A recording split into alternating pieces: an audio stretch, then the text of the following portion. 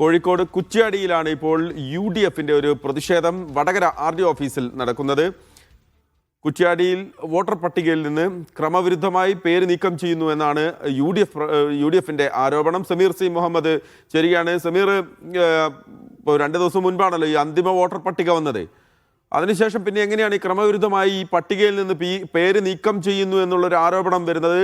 UDF പ്രവർത്തകരുടെ പ്രതിഷേധം ഇപ്പോഴും വടകരയിൽ തുടരുകയാണോ?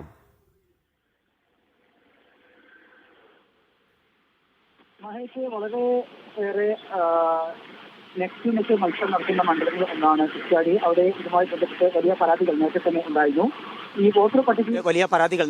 ഉണ്ടായിരുന്നു. ഈ വോട്ടർ പട്ടികയിൽ ക്രമക്കേട് നടത്തുന്നു എന്നുള്ളതായിരുന്നു ആരോപണം. ഇപ്പോൾ അത്തരത്തിലുള്ള ഒരു ആരോപണം തന്നെയാണ് ഉയർന്നിരിക്കുന്നത്. ഇപ്പോൾ RDO ഓഫീസിലേക്ക് എത്തിക്കൊണ്ടാണ് UDF പ്രവർത്തകർ പ്രതിഷേധ പ്രകടനവുമായി എത്തിയിരിക്കുന്നത്. RDOയെ തടഞ്ഞു വെച്ചുകൊണ്ടുള്ള പ്രതിഷേധത്തിലേക്ക് കൂടി കാര്യങ്ങൾ എത്തുന്നു എന്നുള്ളതാണ് ഏറ്റവും പ്രധാനപ്പെട്ട കാര്യം. CPIMന്റെ ഒത്താശയോടുകൂടെ ഉദ്യോഗസ്ഥർ ഇതിനകത്ത് ക്രമവിരുദ്ധമായി ഇടപെടുന്നു എന്നും അതുപോലെ തന്നെ അർഹമായ വോട്ടർമാരുടെ പേരുകൾ അതിൽ നിന്ന് വെട്ടിമാറ്റുന്നു എന്നുമാണ് ആരോപണം. ഇതുമായി ബന്ധപ്പെട്ടാണ് ഇപ്പോൾ പ്രതിഷേധം ഉയർന്നിരിക്കുന്നത്.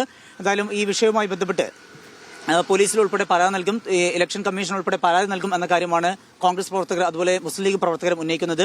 CPIMന് വേണ്ടി ഉദ്യോഗസ്ഥർ ഒത്തുകളിക്കുന്നുവെന്നും വോട്ടർ പട്ടികയിൽ നിന്ന് അർഹമായ വോട്ടർമാരുടെ പേര് വിവരങ്ങൾ വെട്ടിമാറ്റുന്നു എന്നുള്ളതാണ് പരാതി. അതുമായി ബന്ധപ്പെട്ടാണ് ഇപ്പോൾ പ്രതിഷേധം ഉയർന്നിരിക്കുന്നത്. ഏതായാലും പ്രതിഷേധം തുടരുകയാണ്. ഇതുമായി ബന്ധപ്പെട്ട് തുടർ നിയമ നടപടിയുമായിട്ട് മുന്നോട്ട് പോകാനാണ് UDFന്റെ തീരുമാനം. മഹേഷ്. സമീർ സി മുഹമ്മദാണ് വിവരങ്ങൾ നൽകിയത്. കോഴിക്കോട് കുറ്റ്യാടിയിലാണ് വോട്ടർ പട്ടികയിൽ നിന്ന് ക്രമവിരുദ്ധമായി പേര് നീക്കം ചെയ്യുന്നു എന്നുള്ള ആരോപണം UDF പ്രവർത്തകരുടെ ഭാഗത്തു നിന്നുണ്ടാകുന്നത്. വടകര RDO ഓഫീസിന് മുന്നിൽ UDFന്റെ പ്രതിഷേധം ഇപ്പോഴും തുടരുകയാണ്.